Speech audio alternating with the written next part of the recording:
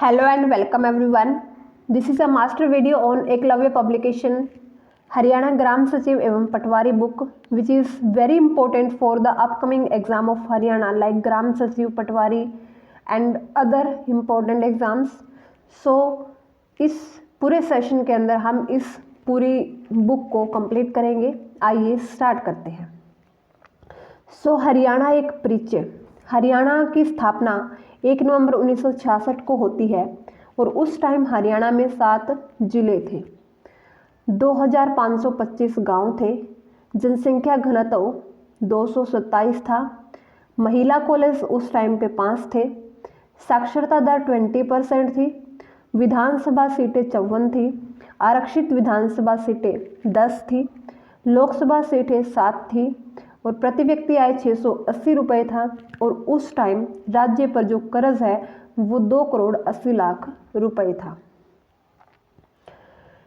हरियाणा सरकार का मुख्य कार्यकारी कार्यालय जो है वो है मुख्य सचिव कार्यालय. यहाँ का राजकीय पक्षी काला तीतर जिसको ब्लैक फ्रैंकोलिन बोला जाता है, वैज्ञानिक नाम जिसका फ्रैंकोलिनस है और दूसरा नाम इसका ब्लैक पैट्रिस है. इसका जो जीवन काल है वो 13 से 16 वर्ष का है और इसका जो साइज है वो 33 से 66 सेंटीमीटर जो है वो इसका साइज है. इसका जो वज़न है वो है 400 से 490 ग्राम और पंखों की जो चौड़ाई है वो है 50 से 56 सेंटीमीटर. इसकी कुछ विशेषताएं हैं, आइए इस पर नज़र डालते हैं.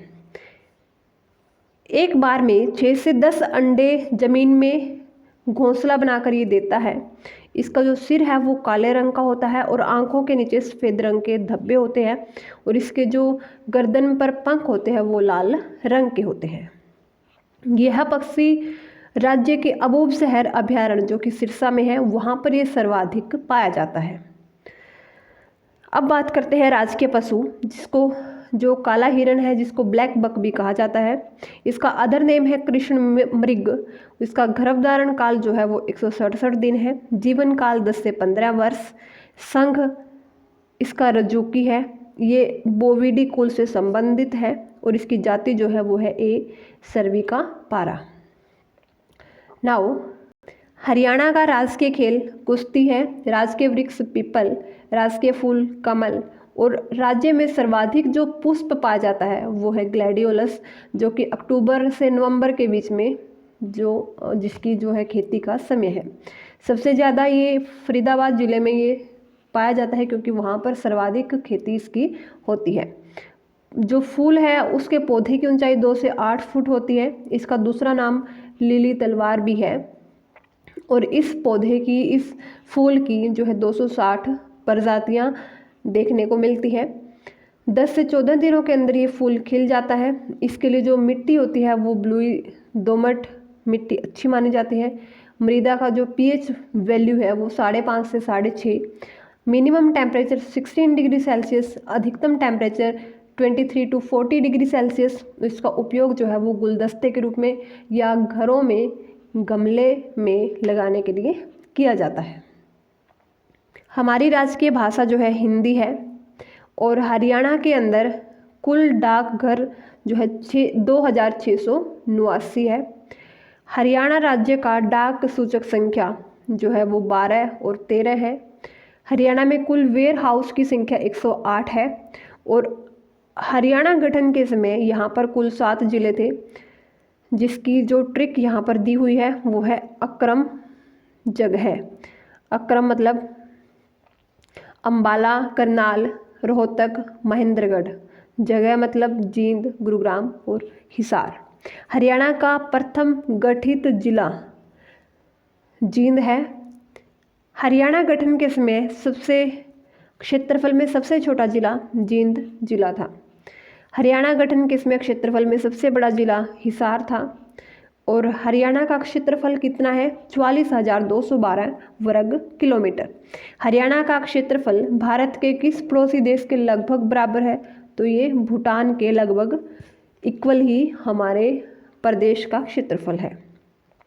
हरियाणा का अक्षांशीय विस्तार 27 डिग्री 39 मिनट से 30 डिग्री 75 मिनट और देशांतरीय विस्तार 74 डिग्री 28 मिनट से 77 डिग्री 36 मिनट जो है कुल इसका देशांतरीय विस्तार है। हरियाणा का क्षेत्रफल भारत के कुल क्षेत्रफल का 1.34% है। हरियाणा की कर्क रेखा से दूरी 444.52 किलोमीटर यानी कि लगभग 300 मील। हरियाणा का आकार विषम बाहु चतुर्भुजाकार है या षटकोणीय पतंगाकार है। हरियाणा देश में किस भाग में स्थित है? तो ये उत्तर पश्चिम में है। हरियाणा का प्रवेश द्वार बहादुरगढ़ को कहा जाता है। हरियाणा का हरिदेव जींद जिला कहलाता है। हरियाणा का प्राचीन नाम ब्रह्मवर्त जो है कहा जाता है। हरियाणा केसरी के नाम से पंडित नेकीराम शर्मा को जाना जाता है। हरियाणा के निर्माता चौधरी बंसीलाल को कहा जाता है। हरियाणा के शिल्पी चौधरी बंसीलाल को कहा जाता है। हरियाणा के चार लाल बंसीलाल, देवीलाल, भजनलाल व मनोहर लाल है। हरियाणा के गठन के समय देश के राष्ट्रपति श्री डॉक्टर सर्वपल्ली राधाकृष्णन थे। हरियाणा गठन के समय देश के उपराष्ट्रपति डॉक्टर जाकिर हुसैन थे। हरियाणा गठन के समय प्रधानमंत्री श्रीमती इंदिरा गांधी जी थी। हरियाणा गठन के समय लोकसभा अध्यक्ष हुकुम सिंह थे और राज्यसभा अध्यक्ष डॉक्टर जाकिर हुसैन थे। हरियाणा गठन के समय देश का मुख्य न्यायाधीश न्यायमूर्ति KS राव थे और हरियाणा गठन के समय लोकसभा के उपाध्यक्ष SV कृष्णा मूर्ति थे। और हरियाणा गठन के समय हरियाणा के मुख्य न्यायाधीश न्यायमूर्ति मेहर सिंह थे। तो ये क्वेश्चन बहुत बार रिपीट होता है।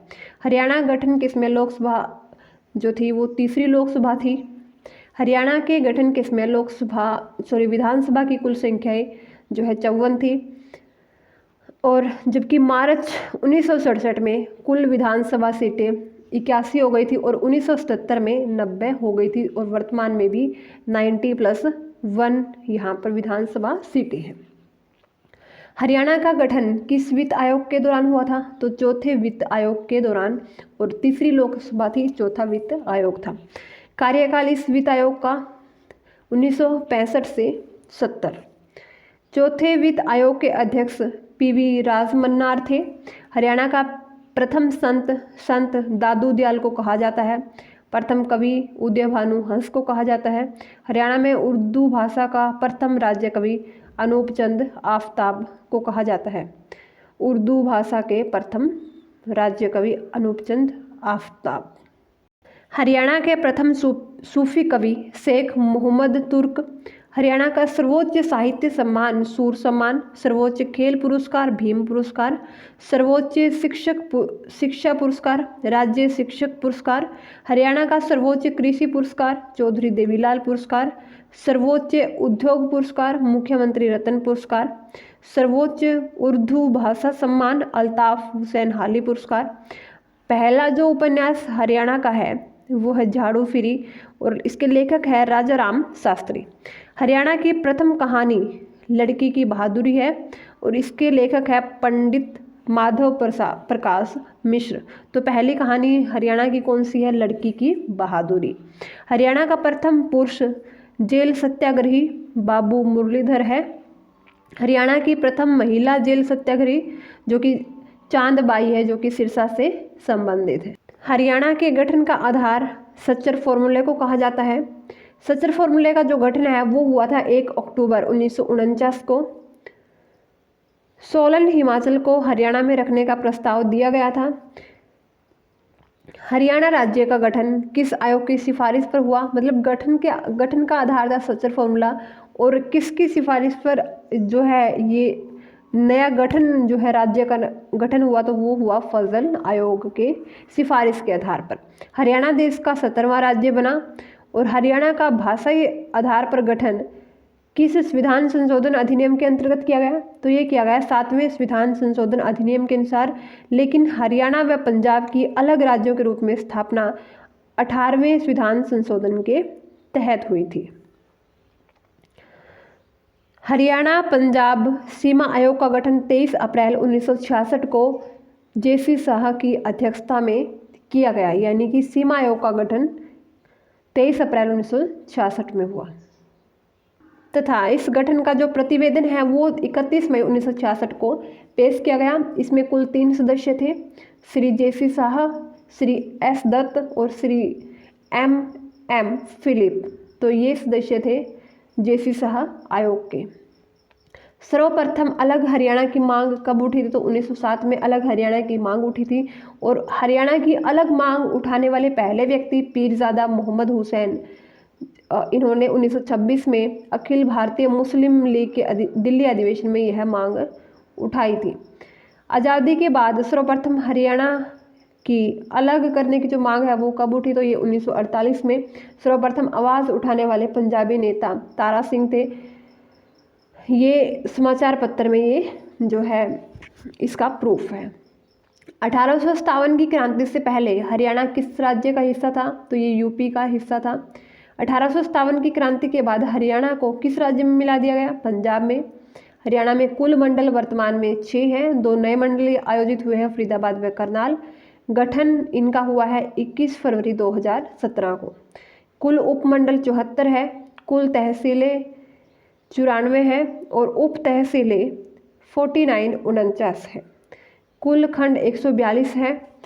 माचरोली झज्जर नया खंड जो है वो घोषित हुआ है झज्जर के अंदर माचरोली। कुल गांव 2011 की जनगणना के अनुसार यहाँ पर 6841 है। कुल नगर पालिकाएँ 59 है, जिसमें से कुछ नई बनी है जैसे कि सिसाई, इस्माइलाबाद, कुंडली, रादौर, जाखल मंडी, सडोरा, सीवन व बाढ़ा। तो ये कुछ नई नगर पालिकाएँ हैं। कुल नगर निगम 11 हैं। 11वीं जो है वो मानेसर है। जिला परिषद 22 है। नगर परिषद 22 है। नई जो 22वीं नगर परिषद है वो नूह है। हरियाणा के प्रथम हास्य व्यंग कवि मीर जाफर जटाली को कहा जाता है, मीर जाफर जटाली। हरियाणा की प्रथम पत्रिका हरियाणा शोध पत्रिका है। हरियाणा का पहला समाचार पत्र हरियाणा जो है झज्जर से प्रकाशित हुआ था और संपादक है इसके दीनदयाल शर्मा। हरियाणा का प्रथम हिंदी समाचार पत्र जैन प्रकाश है, जो कि जियालाल जैन ने 1884 से 1885 के अंदर प्रकाशित किया था। हरियाणा का प्रथम साप्ताहिक समाचार पत्र हरियाणा केसरी है। हरियाणा का प्रथम मासिक समाचार पत्र रंगीला मुसाफिर, जो कि 1950 में ये प्रकाशित हुआ था। हरियाणा का प्रथम राष्ट्रीय दैनिक समाचार पत्र हरिभूमि। हरियाणा के प्रथम मुख्यमंत्री पंडित भगवत दयाल शर्मा। उप मुख्यमंत्री पहले श्री चांदराम, पहले राज्यपाल श्री धर्मवीर। हरियाणा के प्रथम संसदीय कार्य मंत्री चौधरी देवीलाल। हरियाणा के प्रथम नेता प्रतिपक्ष प्रताप सिंह दौलतपुरा। हरियाणा व पंजाब उच्च न्यायालय के प्रथम मुख्य न्यायाधीश श्री रामलाल 15 अगस्त 1947 को ये बने थे। हरियाणा विधानसभा की प्रथम महिला अध्यक्ष श्रीमती सन्नो देवी। हरियाणा विधानसभा के प्रथम पुरुष अध्यक्ष राव वीरेंद्र सिंह। हरियाणा के पहले गैर कांग्रेसी मुख्यमंत्री राव वीरेंद्र सिंह। पहले लोकायुक्त प्रीतम पाल सिंह। पहली हरियाणवी फिल्म धरती 1968 में। हरियाणा के प्रथम फिल्म निर्माता देवी शंकर प्रभाकर। हरियाणा के पहले निर्देशक यानी कि डायरेक्टर आनंद कुमार।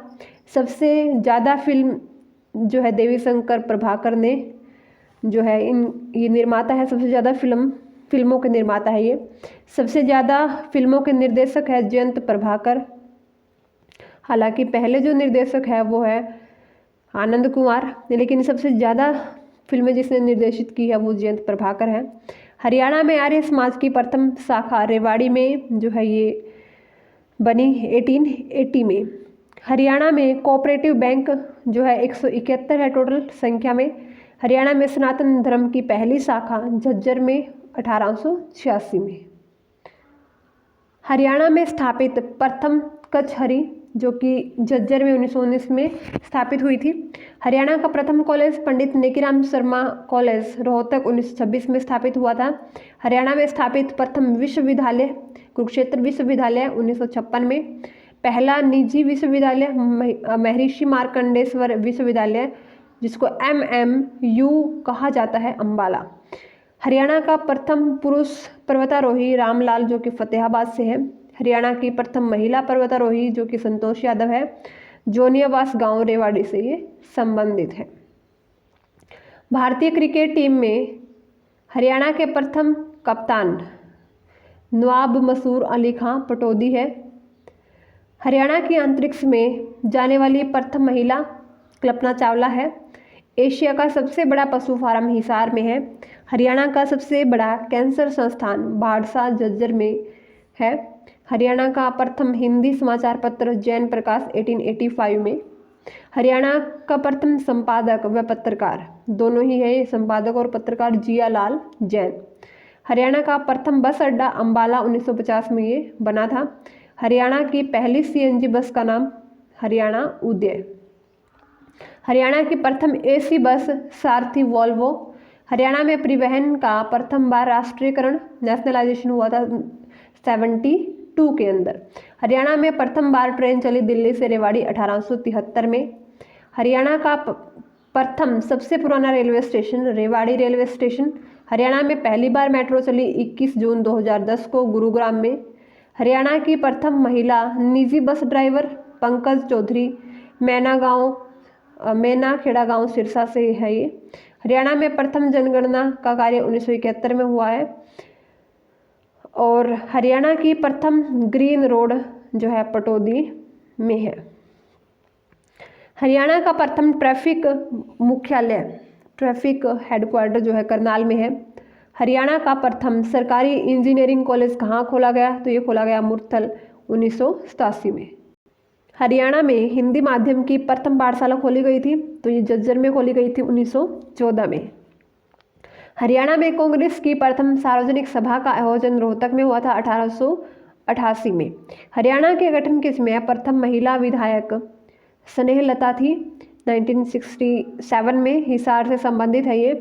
लेकिन हरियाणा गठन से पहले जो विधायक थी, पहली महिला विधायक वो चंद्रावती थी। लेकिन गठन के बाद स्नेहलता 1967 में बनी थी। हरियाणा में जन्मी प्रथम महिला जिसे राज्यपाल बनाया गया, तो ये चंद्रावती। जन्म इनका हुआ था डालावास बारडा के अंदर। राज्यपाल थी ये पांडिचेरी की, और जनता दल सरकार द्वारा ये राज्यपाल इन्हें बनाया गया था। हरियाणा में प्रथम बार शराबबंदी की गई 1 जुलाई 1966 से और 1 अप्रैल 1998 तक। मुख्यमंत्री उस समय पर चौधरी बंसीलाल थे। हरियाणा में शराबबंदी व हिंदी आंदोलन का नेतृत्व किया था प्रोफेसर शेर सिंह ने। प्रोफेसर शेर सिंह का जन्म भागपुर झज्जर में हुआ था। तो 1 जुलाई 1966 से 1 अप्रैल 1988 तक 98 तक जो शराबबंदी है वो लागू रही थी। शराबबंदी से संबंधित जो आयोग था वो था चहल आयोग। हरियाणा का प्रथम एडवोकेट जनरल जो है बाबू आनंद स्वरूप। हरियाणा की सबसे प्राचीन इमारत चनेटी का स्तूप जो कि सूद जगाधरी के अंदर है। हरियाणा की सबसे प्राचीन हवेली फिरोज शाह तुगलक की हवेली जो कि फतेहाबाद में है। हरियाणा का सबसे प्राचीन शहर सिरसा। हरियाणा का सबसे प्राचीन मंदिर विष्णु मंदिर तोशाम। हरियाणा का सबसे प्राचीन शिव मंदिर कलायत में ईंटों से बना मंदिर है, कलायत कैथल में है। अंग्रेजों द्वारा निर्मित इमारतें जो है वो है अक्टरलोनी व एड्रम हाउस जो कि करनाल के अंदर है। हरियाणा पुलिस के पहले आईजीपी जो है वो थे BS Rosa, Shri BS Rosa. Haryana police के प्रथम डीजीपी श्री MS भटनागर थे। सूरजकुंड मेले का पहली बार आयोजन 87 में हुआ था, 1987 में। हरियाणा में बुढ़ापा पेंशन भी 1987 में ही आयोजित हुई थी, मतलब स्टार्ट हुई थी। हरियाणा की प्रथम महिला पायलट प्रियंका बेनीवाल जो कि फतेहाबाद से है। हरियाणा का पहला महिला पुलिस ट्रेनिंग सेंटर हिसार में स्थापित किया गया है। हरियाणा की सबसे बड़ी ITI तिगांव फरीदाबाद के अंदर है। हरियाणा का सबसे बड़ा वाटर वर्क्स भापोड़ा भिवानी के अंदर है। राज्य का प्रथम ग्लोबल स्किल पार्क गुरुग्राम में है जो कि सिंगापुर की मदद से स्थापित हुआ है। हरियाणा राज्य का प्रथम इंडोर स्विमिंग पूल शहीद उधम सिंह विश्वविद्यालय इंद्री में जो है पहला इंडोर स्विमिंग पूल स्थापित किया गया है। राज्य का प्रथम हाईटेक गाय मसाज पार्लर केंद्र, तो हाईटेक गाय मसाज पार्लर केंद्र है हिसार के अंदर। सबसे प्राचीन कोस मीनार कोहांड के अंदर है, प्राचीन कोस मीनार। सबसे प्राचीन गीत जो है वो है आल्हा। हरियाणा का पहला अर्जुन अवॉर्डी पुरुष जो है वो है भीम सिंह जो पहले अर्जुन अवार्डी पुरुष है। आकाशवाणी की प्रथम महिला हरियाणवी गायिका कमला शर्मा, जो कि जींद से संबंधित है। आकाशवाणी के प्रथम पुरुष हरियाणवी गायक पंडित हरदेराम जो है वो आकाशवाणी के पहले पुरुष गायक है। हरियाणा की प्रथम फ्लाइंग ऑफिसर जो है वो है गोरिका सिहाग, जो कि हिसार से संबंधित है। प्रथम सेना में मेजर हरियाणवी महिला स्वाति मेहता नैयर, जो कि हिसार से है। तो ये सेना में पहली मेजर महिला है, यानी कि मेजर की पोस्ट पर है। प्रथम सेना में लेफ्टिनेंट महिला अन्नू अहलावत, जो कि झज्जर से है। हरियाणा का प्रथम कैशलेस गांव नीलांवाली सिरसा के अंदर। हरियाणा का प्रथम कैशलेस मेला सूरजकुंड हस्तशिल्प मेला। हरियाणा का प्रथम कैशलेस विश्वविद्यालय कुरुक्षेत्र विश्वविद्यालय। राज्य की मुख्य भाषा हिंदी है। मुख्य लोक नृत्य धमाल है और मुख्य लोक नाट्य स्वांग है, जिसको सांग भी कहा जाता है। हरियाणा राज्य का चिन्ह जो है शंख है। राज्य की मुख्य मिठाई जलेबी है, प्रमुख मिठाई। राज्य में मिली सबसे प्राचीन मूर्तियाँ यक्ष व यक्षिणी की जो मूर्तियाँ हैं वो है, जो कि आई थिंक होडल से मिली है। राज्य का सबसे प्राचीन कुआं चंद्रकूप कुरुक्षेत्र में, और इसके निर्माता है युधिष्ठिर। तो चंद्रकूप जो है वो राज्य का सबसे पुराना कुआं है, जो कि युधिष्ठिर द्वारा निर्माण जिसका किया गया था। राज्य की सबसे प्राचीन बावड़ी पिनगवा मेवात के अंदर है, सबसे प्राचीन बावड़ी। राज्य की सबसे प्राचीन जाति निग्रो ऑस्ट्रेलियाई ये जाति है। राज्य का सबसे प्राचीन गांव कुनाल, जो कि फतेहाबाद के अंदर है। राज्य की सबसे प्राचीन गौशाला रेवाड़ी में ये स्थापित हुई थी 24 दिसंबर 1878 को महर्षि दयानंद सरस्वती द्वारा। हरियाणा की सबसे प्राचीन सभ्यता सीसवाल सभ्यता है। सबसे प्राचीन सैनिक स्कूल कुंजपुरा करनाल के अंदर है। हरियाणा के इतिहास को जानने का सबसे प्राचीन स्रोत टोपरा का स्तंभ अभिलेख। टोपरा का स्तंभ और अभिलेख जो है वो हरियाणा के इतिहास को जानने के सबसे प्राचीनतम स्रोत है। राज्य की सबसे प्राचीन मंडी है वो है अब्दुल्लापुर, जिसको टिम्बर मार्केट मंडी भी कहा जाता है, जो कि यमुनानगर में है। राज्य का सबसे प्राचीन गुरुकुल झज्जर के अंदर 16 मई 1915 को स्थापित हुआ था। सबसे पुराना गुरुकुल ये स्वामी विशंबर दास, स्वामी परमानंद, स्वामी ब्रह्मानंद द्वारा ये स्थापित है गुरुकुल। महात्मा गांधी पहली बार हरियाणा में 10 अप्रैल 1919 को पलवल में आए थे। स्वामी दयानंद सरस्वती जी प्रथम बार हरियाणा में 17 जुलाई 1878 को अम्बाला में आए थे। हरियाणा का प्रथम सफल उपन्यासकार जो है वो है श्री मोहन चोपड़ा। इनकी जो रचनाएं हैं वो बाहें, नीड़ के आगे, एक छाया, मैं टूटा हुआ आदमी, सुबह के पहले, ये लोग नहीं। तो ये कुछ इनकी रचनाएं हैं। किस आयोग ने खरड़ व चंडीगढ़ को हरियाणा में शामिल करने से मना कर दिया था? तो ये किया था श्री एस दत्त आयोग द्वारा। हरियाणा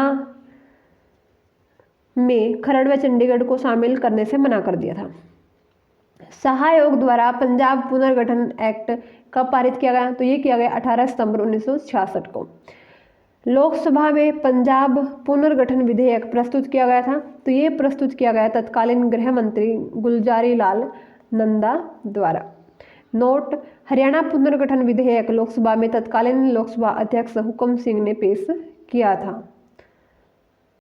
नाउ अब डिस्कस करते हैं हरियाणा का क्षेत्रफल। इसके बारे में कुछ इन्फॉर्मेशन हमने पहले ही गैदर कर ली है। क्षेत्रफल जो है वो 44,212 वर्ग किलोमीटर। 22 जिले हैं, 6 मंडल हैं, 74 उप मंडल हैं, 94 तहसीलें हैं, और इसकी जस्ट अपोजिट नंबर कर दे तो उप तहसीलें 49 है। खंड 142 है। नया खंड जो है वो माचरोली झज्जर में, और 141वां था धारूहेड़ा जो कि रेवाड़ी के अंदर है। कुल जिला परिषद 22 है, नगर परिषद 22 है। नई जो नगर परिषद है वो है नूहू नगर परिषद। 11 नगर निगम है। 11वीं जो है वो मानेसर है, जिसका लगभग 124.32 वर्ग किलोमीटर क्षेत्रफल है। गठन हुआ था इसका 23 दिसंबर 2020 को। कुल इसमें 29 गांव सम्मिलित है। नगर पालिकाएं 59 है। कुल नगरों की संख्या 154 है। सबसे अधिक नगरों वाला जिला जो है वो अम्बाला है, और सबसे कम नगर जो है वो फरीदाबाद के अंदर है। कुल गांव 6,841 2011 के अनुसार, और वर्तमान में 7,356। तो ये इम्पोर्टेंट है, पहले इतने थे 6,841 और अब 7,356। क्षेत्रफल की दृष्टि से हरियाणा का देश में 21वां स्थान है, और जम्मू कश्मीर को यूटी का यूनियन टेरिटरी का दर्जा मिलने के बाद 20वां हो गया है। हरियाणा का क्षेत्रफल देश के कुल क्षेत्रफल का 1.34% है। क्षेत्रफल में सबसे बड़ा जिला सिरसा है, इससे पहले जींद था, इससे पहले भिवानी था। उसके बाद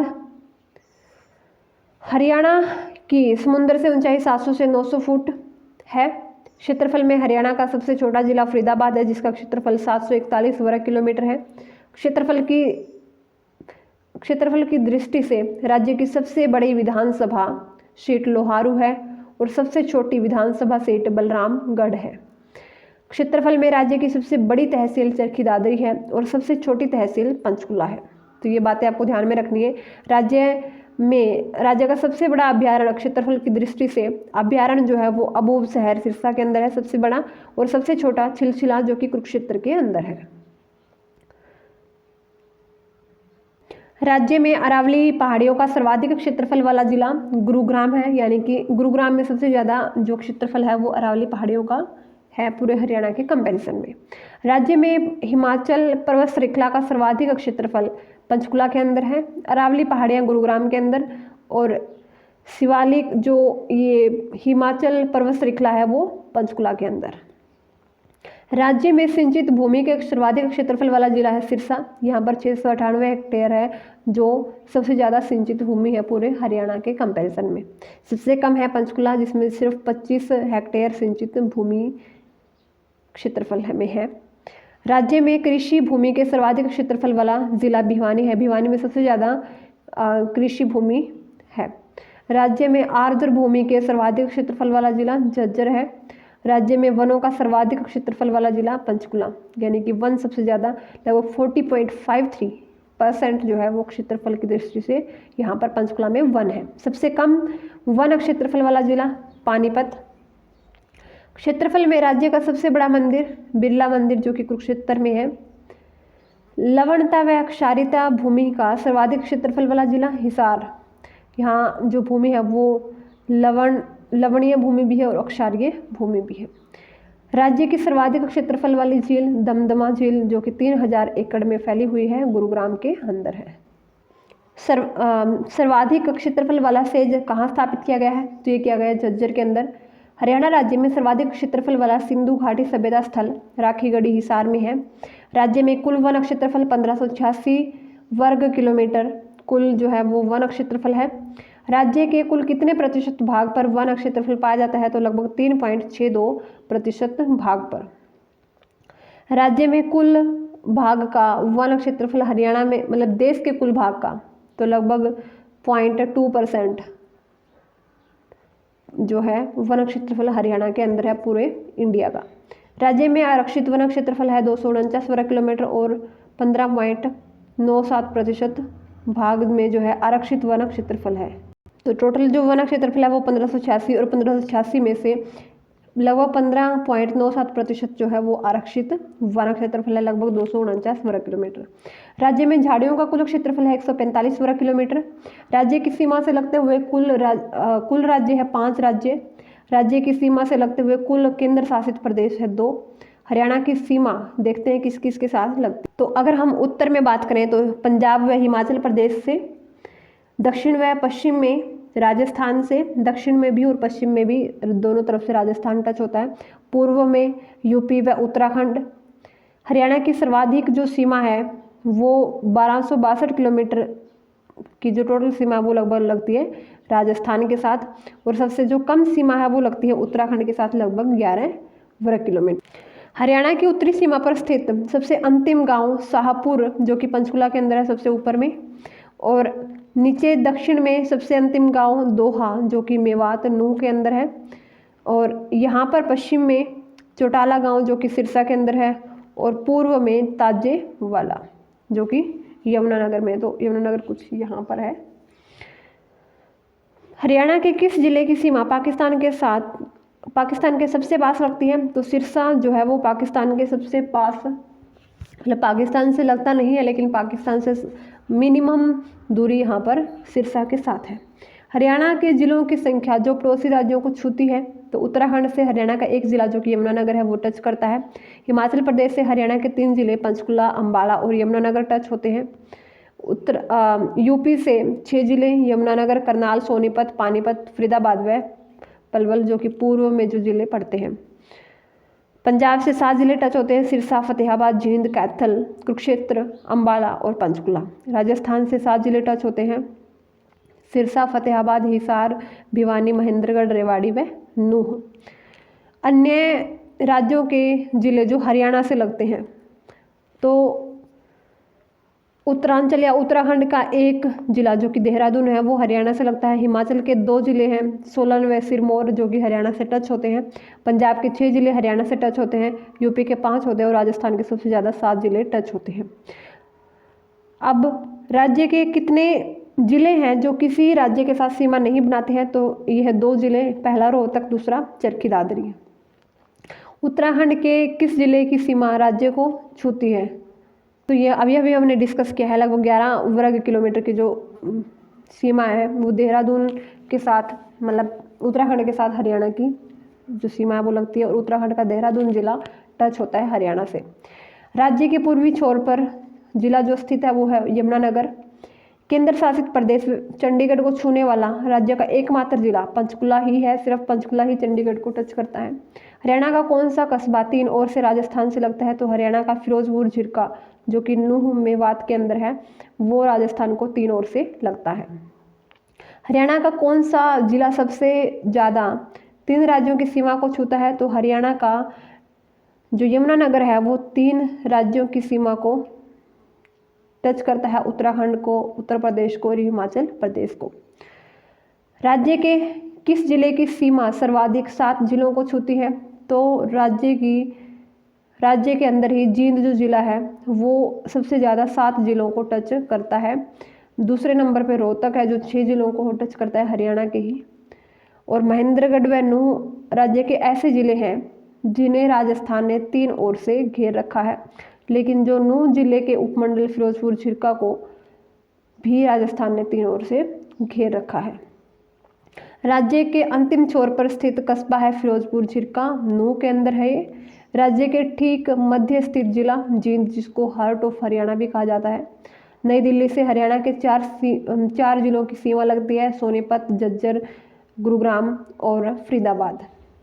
राज्य में देश के कुल रेल मार्गों का प्रतिशत लगभग 6% है, देश का कुल 6%, और देश का कुल राष्ट्रीय राजमार्गों का प्रतिशत जो है वो 12% है।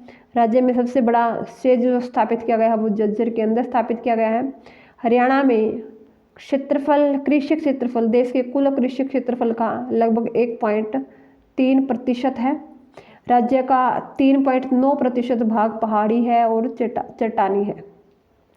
राज्य का लगभग 1.67% भाग पर शिवालिक पर्वत श्रेणियाँ स्थित है। राज्य के लगभग 93.76% जो भाग है वो समतल है व तरंगित मैदान है। राज्य में कुल गेहूं का उत्पादन प्रतिशत लगभग 12% उत्पादन होता है। राज्य के सर्वाधिक क्षेत्रफल में बोई जाने वाली फसल गेहूं है, और सर्वाधिक वर्ग क्षेत्रफल वाली तहसील जो है वो यमुनानगर है। राज्य के 2 नए मंडल है, पहला करनाल है और दूसरा फरीदाबाद। इससे पहले 4 थे, अब 6 हैं। राजस्थान के सर्वाधिक 4 जिले राज्य के किस जिले के साथ सीमा बनाते हैं, तो राजस्थान के 4 झुंझुनू, सीकर, अलवर और जयपुर महेंद्रगढ़ के साथ सीमा बनाते हैं। एक नज़र डाल लेते हैं हरियाणा के मंत्रिमंडल पर। हरियाणा कैबिनेट मंत्री। हरियाणा राज्य सचिवालय जो है वो चंडीगढ़ में स्थित है। हरियाणा राज्य सचिवालय का प्रधान होता है मुख्य सचिव। मुख्यमंत्री वर्तमान में हरियाणा के श्री मनोहर लाल खट्टर है, जिनके पास वित्त मंत्रालय, town and country planning, public health व इंजीनियरिंग, जो ब्लैक कलर में मतलब ज़्यादा हाईलाइट हो रखा है वो आपको मोस्ट इम्पॉर्टेंट है वो लर्न करना। और इसके अलावा इनके पास सिंचाई व जल संसाधन, IT व सूचना, पब्लिक रिलेशन, आवास योजना, याचिका प्रशासन, पर्यावरण ये भी इन्हीं के पास है, वास्तुकला और सामान्य प्रशासन। निर्वाचन क्षेत्र इनका करनाल है। Now deputy CM Shri Dushyant Chautala, कुल 11 विभाग इनके पास हैं, जिनमें से मेन जो है वो राजस्व व आपदा प्रबंधन, आबकारी व कराधान विभाग, उसके अलावा पंचायती विभाग, ये ग्राम पंचायत में क्वेश्चन पूछा जा सकता है, विकास एवं पंचायती विभाग किसके पास है, तो श्री दुष्यंत चौटाला के पास। उद्योग एवं वाणिज्य, लोक निर्माण जिसको B&R भी बोलते हैं, खाद्य एवं आपूर्ति, श्रम एवं रोजगार, नागरिक उड्डयन, उसके अलावा पशुतत्व व संग्रहालय, पुनर्स्थापना, चकबंदी, पुरातत्व, ये इनके पास है। और इनका जो निर्वाचन क्षेत्र है वो है उचाना जींद। नेक्स्ट हमारे पास है अनिल विज। तो अनिल विज का जो डिपार्टमेंट इनके पास है वो गृह विभाग, शहरी स्थानीय निकाय, स्वास्थ्य, चिकित्सा, आयुष, तकनीकी शिक्षा, विज्ञान एवं तकनीकी। तो मेन आपको याद रखना है, एक तो होम मिनिस्टर कौन है और एक स्वास्थ्य है जो कि हेल्थ मिनिस्टर कौन है। उसके अलावा तकनीकी शिक्षा और विज्ञान एवं तकनीकी इन्हीं के पास है। निर्वाचन क्षेत्र इनका अम्बाला कैंट है। नेक्स्ट है कंवरपाल गुर्जर जो कि शिक्षा मंत्री एवं वन मंत्री है। पर्यटन जो मंत्रालय वो भी इन्हीं के पास है। संसदीय मामले, आतिथ्य सत्कार, इनका निर्वाचन क्षेत्र है जगाधरी। नेक्स्ट है हमारे पास मूलचंद शर्मा, परिवहन मंत्री है ये। खनन एवं भूगर्भ, कौशल एवं औद्योगिक प्रशिक्षण, कला एवं संस्कृति, तो इनका निर्वाचन क्षेत्र जो है वो बलरामगढ़ है। रणजीत सिंह चौटाला बिजली मंत्री है, जेल मंत्री है, नवीकरणीय ऊर्जा मंत्री है। निर्वाचन क्षेत्र इनका रानिया है, सिरसा। JP दलाल कृषि मंत्री है। पशुपालन एवं डेयरी विभाग इनके पास है। मत्स्य कानून एवं विधायी विभाग इनके पास है। निर्वाचन क्षेत्र इनका लोहारू है, तो ये आपको याद रखना है। डॉक्टर बनवारी लाल सहकारिता, SC/BC कल्याण विभाग, और इनका निर्वाचन क्षेत्र है बावल। नेक्स्ट हमारे पास है राज्य मंत्री जिनके पास स्वतंत्र प्रभार है। तो इनमें सबसे पहले है ओम प्रकाश यादव जिनके पास सामाजिक न्याय एवं अधिकारिता, सैनिक एवं अर्धसैनिक कल्याण विभाग इन्हीं के पास है। निर्वाचन क्षेत्र इनका नारनौल है। कमलेश डांडा महिला एवं बाल विकास अभिलेखागार मंत्री, निर्वाचन क्षेत्र कलायत। संदीप सिंह खेल एवं युवा मामले, प्रिंटिंग एवं स्टेशनरी, इनका निर्वाचन क्षेत्र पिहुआ अम्बाला। अनूप धानक पुरातत्व एवं संग्रहालय स्वतंत्र प्रभार इनके पास है। श्रम एवं रोजगार विभाग जो कि डिप्टी CM के साथ इनका अटैच है। निर्वाचन क्षेत्र इनका उकलाना है। नोट, पंजाबी भाषा में शपथ लेने वाले पहले कैबिनेट इस कैबिनेट के मंत्री जो है वो संदीप सिंह है। नाउ हमारी डिस्कशन होगी अब हरियाणा पटवारी के ऊपर। हरियाणा पटवारी, तो सबसे पहले देख लेते हैं थोड़ा इसका इंट्रोडक्शन। पटवारी प्रणाली को सर्वप्रथम शेरशाह सूरी ने ही शुरू किया था। मुगल काल में भी पटवारी पद का बहुत प्रचलन हो गया था और 18वीं शताब्दी में ये जो पटवारी शब्द है वो उसकी उत्पत्ति जो है प्रचलन में आई थी। पटवारी जो है एक सरकारी प्रतिनिधि होता है जो कि प्रत्यक्ष रूप से जो ग्रामीण जनता है उससे जुड़ा रहता है। पर जो पटवारी है उसका पद सबसे महत्वपूर्ण होता है और साथ ही साथ सबसे निम्नतम पद इसका होता है। पटवारी का चयन हरियाणा में HSSC Haryana staff selection commission द्वारा किया जाता है और इसे नियुक्ति पत्र हरियाणा राजस्व विभाग द्वारा दिया जाता है। यह गांव की संपूर्ण सरकारी भूमि व संपत्ति का रक्षक होता है। तो पटवारी के अलग अलग जिलों में अलग अलग नाम है। तो पंजाब में पिंड दी माँ जो है पटवारी को कहा जाता है। राजस्थान में हकीम साहब, तमिलनाडु में कारनाम या अधिकारी, महाराष्ट्र में तलेटी, उत्तर प्रदेश में लेखपाल, गुजरात में कुलकर्णी, उत्तराखंड में राजस्व पुलिस इसको कहा जाता है। पटवारी के क्या कार्य होते हैं? तो पटवारी अपने पटवार हल्का में जमाबंदी, डिक्री, राजस्व वसूली, कृषि भूमि की गिरदावरी रिपोर्ट, भूमि की नकल संरक्षण, खसरा से संबंधित जानकारी जो है वो रखता है। और वर्तमान में भूमि संबंधी अभिलेख कंप्यूटर द्वारा जो है सुरक्षित रखे जाते हैं, जिसमें भूमि संबंधी सभी जानकारी और अभिलेख ऑनलाइन आप प्राप्त कर सकते हैं। पटवारी भू राजस्व को तहसील मुख्यालय के कोषागार में जमा करवाता है, यानी कि जो भी भूमि से राजस्व होता है कर वगैरह इकट्ठा होता है वो मुख्यालय में वो जमा करवाता है, और सिंचाई कर व अन्य जो शुल्क है उसकी वसूली करता है। नाव पटवारी की ड्यूटीज क्या है? तो प्रत्येक भूमि पर हर फसल पर उगाई जाने वाली जो हर साल जो फसलें उगाई जाती है भूमि पर, उसका रिकॉर्ड वो बना के रखता है। फसल उत्परिवर्तन या अधिकारों के रिकॉर्ड के बारे में जो सांख्यिकी जानकारी होती है उनके बारे में वो डाटा जो है वो तैयार करता है। पटवारी की जिम्मेवारी होती है कि वो पटवारी जिले के तहसीलदार को रिपोर्ट करता है और किसानों की समस्या को शासन व प्रशासन तक पहुंचाता है। किसान उसके थ्रू अपनी समस्या को शासन तक पहुंचा सकते हैं। अपने क्षेत्र का भूमि स्वामित्व या भूमि कर संग्रह रिकॉर्ड बनाए रखने के लिए पटवारी जिम्मेदार होता है। नोट: केंद्र सरकार ने 2005 में भूमि और जमीन का ऑनलाइन रिकॉर्ड रखने के लिए पटवारी इंफॉर्मेशन सिस्टम नामक सॉफ्टवेयर विकसित किया है। तो कब विकसित किया है? 2005 के अंदर, ताकि भूमि या जमीन का ऑनलाइन रिकॉर्ड रखा जा सके। हरियाणा में कुल पटवार सर्कल 2691 और कानून गो सर्कल जो है वो 256 है। तो ये आपको बातें याद रखनी है। उसके बाद थोड़ी इन्फॉर्मेशन ले लेते हैं नहर पटवारी। तो हरियाणा सरकार ने उत्तर भारत जल निकासी अधिनियम, पहले हरियाणा में उत्तर भारत जल निकासी अधिनियम जो है उसके तहत कार्य होता था, लेकिन 1873 का जो उत्तर भारत जल निकासी अधिनियम है उसको निरस्त कर दिया गया और हरियाणा नहर और जल निकासी अधिनियम 1974 जो है वो पारित किया गया। एक नहर पटवारी वह अधिकारी होता है जो नहर के पानी के राजस्व का आंकलन और संग्रह करता है, यानी कि नहर के पानी से जो राजस्व है, जो रिवेन्यू है, उसको वो असेस करेगा, उसको देखेगा और उसको इकट्ठा करेगा। क्या कार्य होते हैं नहर पटवारी के? तो समय पर खेतों में नहरी पानी की आपूर्ति सुनिश्चित करता है, खुदकर खसरा बुक में सिंचाई की बुकिंग करता है, सिंचाई की डिमांड स्टेटमेंट तैयार करता है, अपने क्षेत्र के अधिकारी को गैर अधिकृत सिंचाई या फिर पानी की बर्बादी के मामले में जो है रिपोर्ट करना भी नहर पटवारी का ही कार्य होता है। राजस्व नियमावली पैरा 1.18 और नियम 44 नहर अधिनियम के तहत मांग पर्ची, खास और पक्का पर्चा दोनों ही तैयार करना नहर पटवारी का ही काम होता है। नहर अधिनियम 1974 की योजना 17 को संसाधित करना, तवान मामलों की सूची तैयार करना, खुदकर खसरा में फसलों की रिकॉर्डिंग करना, बुआई व अंतिम तिथि की माप तैयार करना। जो अंतिम माप है, अंतिम माप की जो तिथि है वो तैयार करना। नहर दुर्घटना व ड्रेनेज कार्यों की रिपोर्ट तैयार करके उच्च अधिकारियों तक भेजना। नहर अधिनियम की बारबंदी तैयार करना और फसलों की अंतिम माप के बाद खतौनी यानी कि मांग विवरण तैयार करना।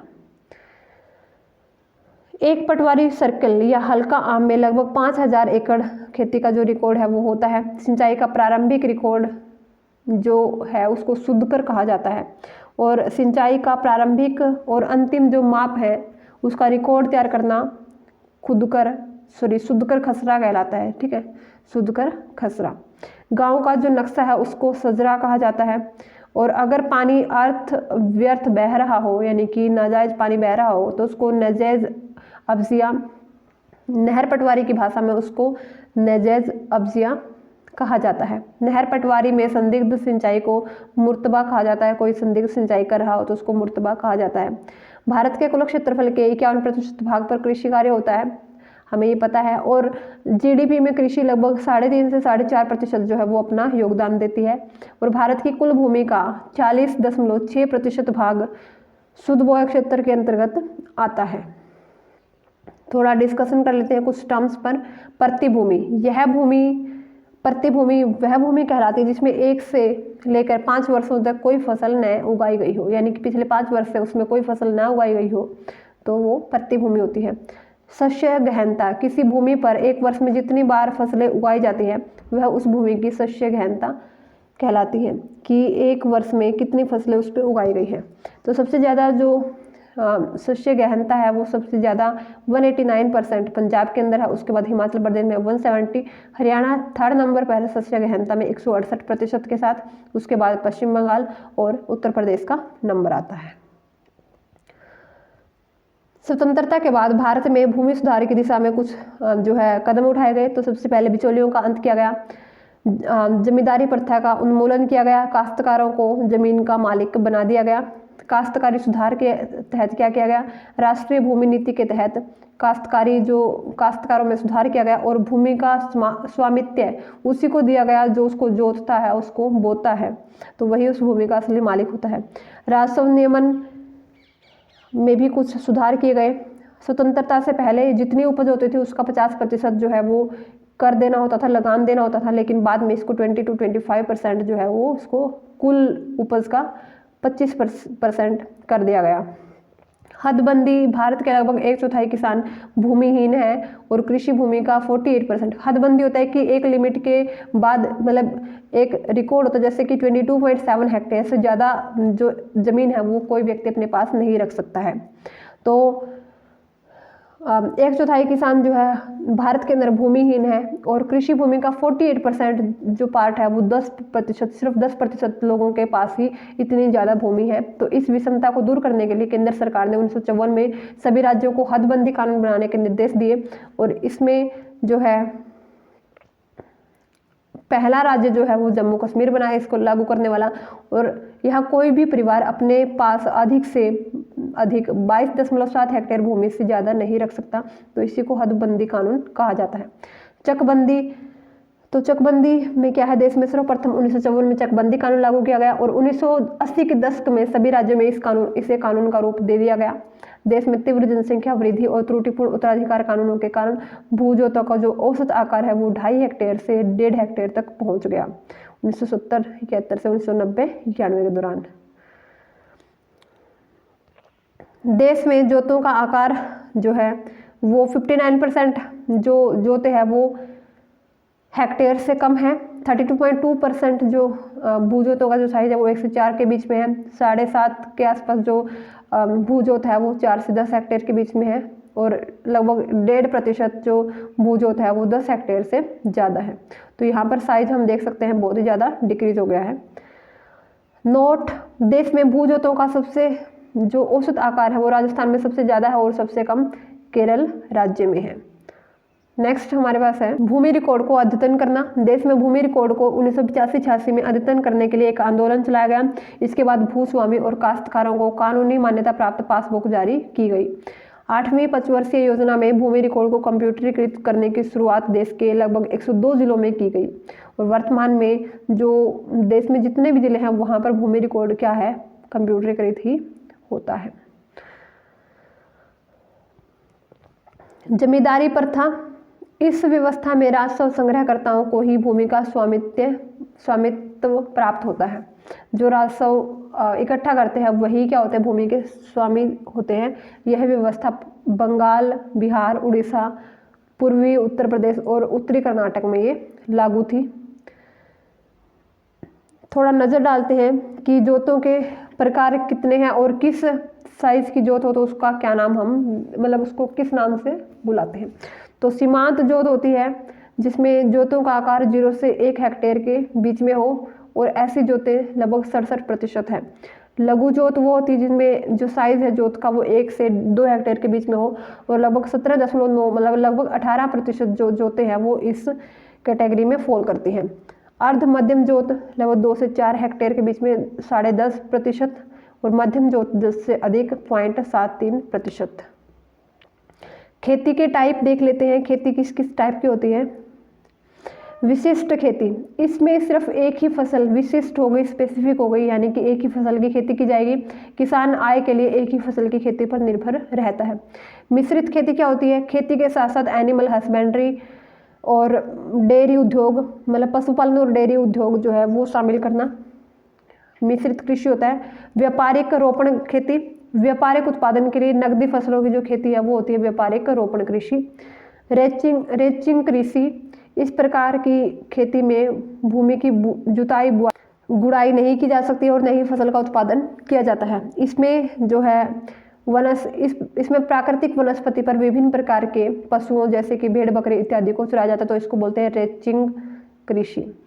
उसके बाद समोच्च कृषि, ढाल के ऊपर एक ही ऊंचाई के अलग अलग 2 बिंदुओं को मिलाने वाली काल्पनिक रेखा को कंटूर कहते हैं और ढाल के विपरीत कंटूर रेखा पर किसी भी प्रकार की कृषि क्रिया द्वारा खेती करना समोच्च कृषि या समोच्च खेती कहा जाता है। तो ये हो गई समोच्च कृषि। सीढ़ीदार खेती क्या होती है? अधिक ढालू भूमि पर ढाल को सीढ़ीनुमा परिवर्तित करके खेती करना सीढ़ीदार खेती होती है, यानी कि सीढ़ी बना के जो खेती होती है वो होती है सीढ़ीदार खेती। तो ये ज़्यादा इंपॉर्टेंट टर्म्स नहीं है। उसके बाद है स्थानांतरण या झूम खेती। इस प्रकार की खेती जो है आदिम काल से ही प्रचलित है। इसमें सबसे पहले वन के किसी खंड को साफ किया जाता है, वृक्षों और झाड़ियों को जला दिया जाता है और इसके बाद कुछ वर्षों तक इसी स्थान पर कृषि की जाती है और जैसे ही इसकी उर्वरता शक्ति खत्म होती है तो इसको छोड़कर किसी अन्य स्थान को, किसी अन्य जगह को काट कर जलाकर वहाँ पर खेती की जाती है।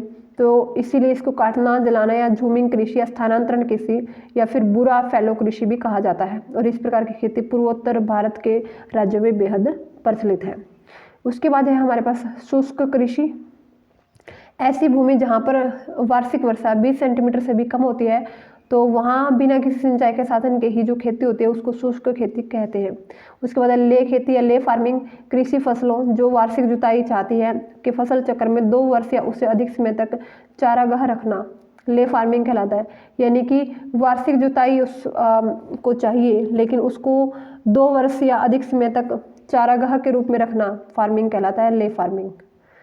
ट्रक खेती, तो ऐसी खेती जिनको, ऐसी चीज़ों की खेती जिनको हम ट्रक में जो है जिनका परिवहन करने के लिए हम ट्रकों का काफ़ी ज़्यादा इस्तेमाल करते हैं, लाइक की सब्जियां, फल फूल, तो इनको एक स्थान से दूसरे स्थान तक पहुंचाने के लिए इस तरह की जो कृषि है उनको हम ट्रक का इस्तेमाल करते हैं ताकि हम उनका परिवहन कर सके और ऐसी कृषि को ट्रक खेती भी कहा जाता है। स्थानबद्ध खेती, यह कृषि स्थानांतरण कृषि के एकदम विपरीत होती है और इसमें किसी एक ही स्थान पर स्थायी रूप से निवास करने वाले किसान और उसके परिवार मिलजुल कर इस कृषि पर कार्य करते हैं। तो नेक्स्ट है हमारे पास कार्बनिक या जैविक खेती। वह खेती जिसमें उर्वरकों, कीटनाशकों, कवकनाशकों इत्यादि का प्रयोग नहीं किया जाता, यानी कि ऑर्गेनिक जो फार्मिंग है, जैविक खेती इसको कहा जाता है।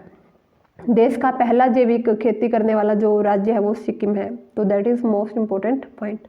गहन खेती, इस प्रकार की खेती निश्चित समयावधि में फसलों का अधिकाधिक उत्पादन करने के लिए की जाती है।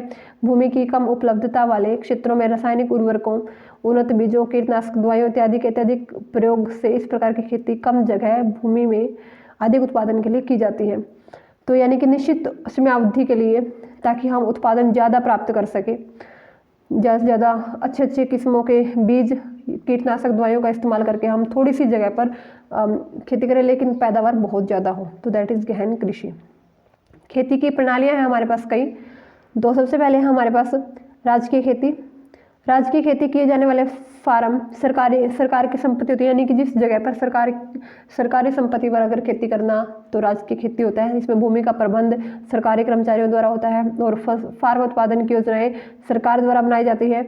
ऐसे फार्मों को चलाने के लिए राज्य सरकार सभी प्रकार की सुविधाएं देती है, पैसा देती है ताकि इस तरह की कृषि कर सके। पूंजीवादी कृषि, पूंजीपतियों द्वारा बड़े बड़े भूखंड के माध्यम से की जाने वाली खेती को पूंजीवादी खेती कहा जाता है। ये पूंजीपति इन भूखंडों पर मजदूरों व आधुनिक तकनीकों का उपयोग करके खेती करते हैं। निगमित खेती, कृषि के स्वरूप के अंतर्गत खेती का प्रबंध एक निगम द्वारा होता है और इसमें निगम के सदस्य और संचालक मंडल द्वारा खेती की जाती है। मतलब जो खेती संचालक एक निगम के सदस्य या फिर संचालक मंडल द्वारा की जाती है उसको निगमित खेती कहा जाता है। इस व्यवस्था में बड़ी मात्रा में भूमि और पूंजी की आवश्यकता होती है। नेक्स्ट है हमारे पास किसान काश्तकारी खेती। किसान द्वारा अपनी इच्छा से स्वयं की भूमि पर स्थायी और पैतृक रूप से जो खेती की जाती है उसको काश्तकारी खेती कहा जाता है। संयुक्त खेती, जब 2 या 2 से अधिक कृषक द्वारा आपसी समझदारी से जो खेती की जाती है वो संयुक्त खेती होती है और इस प्रकार की खेती में लाभ या उत्पादन को किसी जो किसान है वो अपने एक दूसरे में बराबर शेयर में बांट लेते हैं। फसलों उत्पादन, फादर ऑफ एग्रोनॉमी पीटर जो है डेक्रेसन जी को कहा जाता है, तो father of agronomy is Peter Decresson ji. Next हमारे पास है भारतीय फसलें। भारतीय फसल के मुख्यतः 3 प्रकार है, तो रबी फसल, खरीफ फसल और जायद फसल। रबी की जो फसल है वो अक्टूबर नवंबर में बोई जाती है और अप्रैल मई में काट ली जाती है। और उदाहरण है गेहूं, जौ, चना, मटर, सरसों, मसूर, आलू, अलसी। और इसकी विशेषता क्या है कि ये शीत ऋतु की फसलें हैं, यानी कि शीत ऋतु में बोई जाती है। खरीफ की फसलें जून जुलाई से में बोकर सितंबर अक्टूबर में काट ली जाती है। और उदाहरण है चावल, ज्वार, बाजरा, रागी, मक्का, तंबाकू, सोयाबीन, मूंगफली, कपास, सन, जूट और उड़द। ये वर्षा काल की फसलें होती हैं। जायद की फसलें, रबी व खरीफ की फसलों के बीच जायद की फसलें बोई जाती है और ये मार्च में बोई जाती है व जून में इनकी कटाई कर ली जाती है। उदाहरण है इसके तरबूज, खरबूज, ककड़ी, खीरा व करेला। विशेषताएं क्या है? ये ग्रीष्मकाल की फसलें हैं। राज्य में अब किस धारा के तहत किसी भी कॉलोनी में छोटे प्लाट काट कर नहीं बेचे जा सकते? तो ये धारा 7A के तहत। हरियाणा सरकार ने डिजिटल लैंड रिकॉर्ड के लिए किस गांव व तहसील को चुना है? तो डिजिटल लैंड रिकॉर्ड के लिए गांव सिरसी, करनाल और तहसील जो है मानेसर, गुरुग्राम को चुना है। हरियाणा का प्रथम गांव जिसमें तालाब के पानी से सिंचाई की जाएगी तो वो है क्योड़क, कैथल। भाखड़ा व्यास मैनेजमेंट बोर्ड के चीफ इंजीनियर हैं गुलाब सिंह नरवाल। तो ये है भाखड़ा व्यास मैनेजमेंट बोर्ड के चीफ इंजीनियर। अवध रेट भूमि संशोधन जो है विधेयक कब पारित हुआ था? ये हुआ था 1921 में। आगरा काश्तकारी अधिनियम कब पारित हुआ? 1926 में। भारतीय राष्ट्रीय कांग्रेस के किस अधिवेशन में जमींदारी उन्मूलन का सिद्धांत स्वीकार किया गया? तो ये किया गया 1935 के लखनऊ अधिवेशन में जमींदारी उन्मूलन का सिद्धांत जो है वो स्वीकार किया गया। उत्तर प्रदेश जमींदारी विनाश एवं भूमि व्यवस्था अधिनियम 1950 कब लागू हुआ? तो ये लागू हुआ 26 जनवरी 1951 को।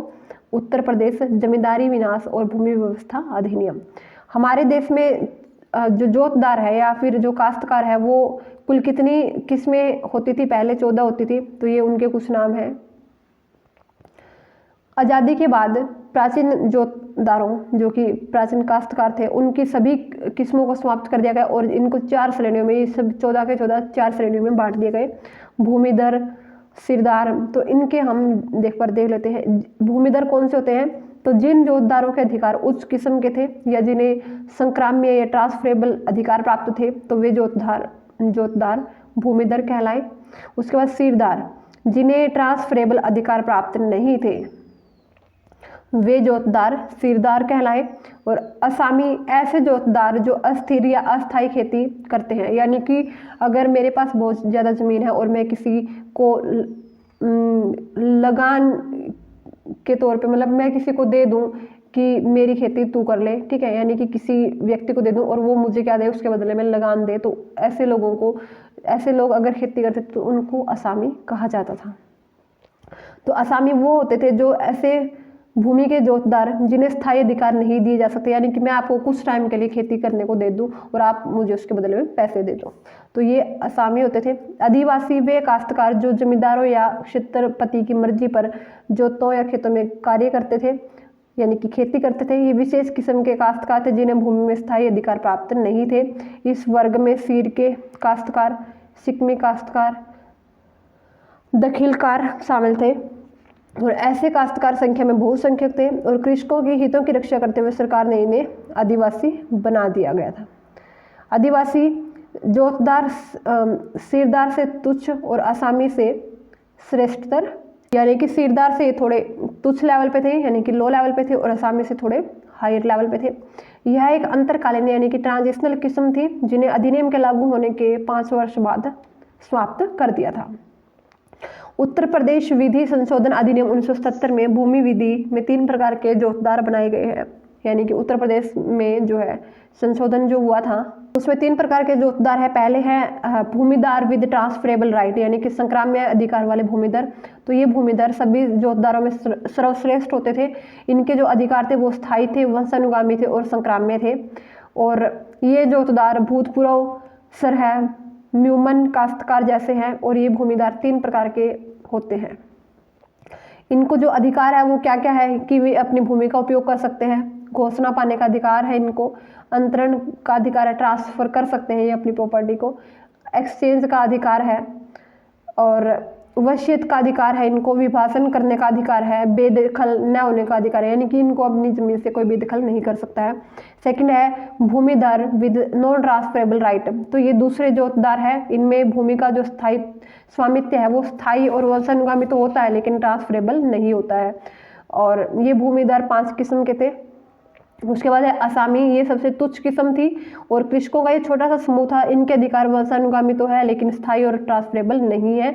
यानी कि जैसे मेरे पास बहुत सारी प्रॉपर्टी है तो मेरी जो खेती करेगा वो असामी होगा, तो वो असामी हर एक व्यक्ति का, हर एक जो बड़ा या जो भूमि बड़ा जो हकदार था उसके असामी जो है वो वंशानुगामी होते थे कि मेरी खेती सिर्फ ये या इसके पूर्वज ही करेंगे, या कोई दूसरा है तो उसकी खेती कोई एक बंदा कर रहा है तो उसके बाकी नेक्स्ट पीढ़ी में उसके पूर्वज ही करेंगे। यानी कि इनके अधिकार वंशानुगामी तो थे परंतु स्थायी या ट्रांसफरेबल नहीं थे, क्योंकि मालिक की मर्जी थी वो उनको अपनी खेती दे या नहीं दे।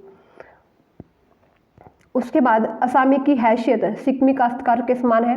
नोट, जब कोई अक्षम भूमिधर अधिनियमानुसार अपनी भूमि किसी अन्य व्यक्ति को लगान पर देता है तो लगान पर लेने वाला व्यक्ति असामी कहलाता है। तो अगर मैं अपनी ज़मीन किसी को दूं थोड़ी टाइम के लिए खेती करने को और वो मुझे लगान के रूप में पैसे दे दें तो वो ऐसा व्यक्ति असामी होता था।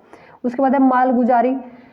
जमींदार जो भूमि जोतदारों से वसूलते हैं उसे लगान कहा गया, और जो सरकार को देते थे उसे मालगुजारी कहा गया। क्योंकि मेरे पास जो पैसा आता था उसको मैं, जो असामी मुझे देगा वो लगान देगा, और जो मुझे सरकार को देना है, ठीक है, तो वो मालगुजारी होगा। मालगुजारी एक टैक्स था जो भी भूमि पर या उसकी उपज पर लगाया जाता था। नोट, प्राचीन काल में राजाओं द्वारा भूमि उपज का छठा भाग जो है मालगुजारी के रूप में, यानी कि मुझे 6 मान लो कि 6 किलो मुझे, हालांकि बहुत कम है, मेरे पास 6 किलो चीज़ है तो उसमें से 1 किलो जो है वो राजाओं को दी जाएगी, वो होगी मालगुजारी। मुस्लिम काल में टोडरमल बंदोबस्त द्वारा भूमि कर उपज का 1/3वां भाग रखा गया, तो यहाँ पर 1/3 हो गया था। मालगुजारी 2 किस्तों में दे होती थी, एक खरीफ की किस्त और एक रबी की किस्त। मालगुजारी के लिए वर्ष 1 जुलाई से शुरू होकर 30 जून को समाप्त होता था। मालगुजारी के लगभग आधे भाग का भुगतान पहली किस्त खरीफ में किया जाता था, जबकि बाकी बची जो है वो रबी में की जाती थी। मालगुजारी की किस्तों की अदायगी की तिथि राज्य सरकार द्वारा तय होती थी। मालगुजारी की वसूली का दायित्व राज्य सरकार पर है। जिले की मालगुजारी की वसूली जो जिम्मेदारी है वो कलेक्टर पर होती है। मालगुजारी की जो वसूली है प्रत्येक तहसील में नियुक्त अमीन द्वारा की जाती है। जो अमीन होते हैं वो उनका पर्यवेक्षण नायब तहसीलदार और तहसीलदार करते हैं, और प्रत्येक तहसील का तहसीलदार अपनी तहसील की मालगुजारी की वसूली के लिए जिम्मेदार होता है। सो इस वीडियो में इतना ही। इसी की नेक्स्ट वीडियो जो है वो हम करेंगे, नेक्स्ट टॉपिक हम करेंगे नेक्स्ट वीडियो के अंदर। तब तक के लिए थैंक यू।